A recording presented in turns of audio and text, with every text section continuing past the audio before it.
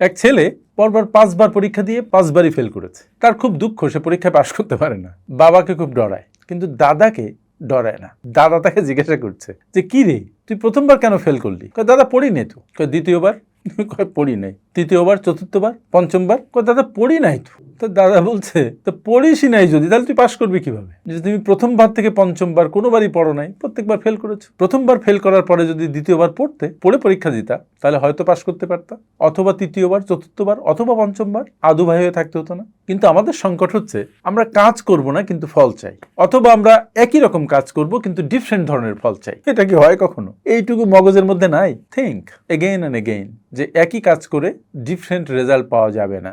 Different result পেতে হলে different ওয়েতে কাজ করতে হবে। পরীক্ষায় পাশ করতে হলে ভালোভাবে পড়তে হবে। এটা নর্মাল সায়েন্স, পাগলেও বুঝে। কিন্তু আমরা অনেক সুস্থ মানুষ এটা বুঝি না, আর সে কারণে আমাদের ফলও বদলায় না।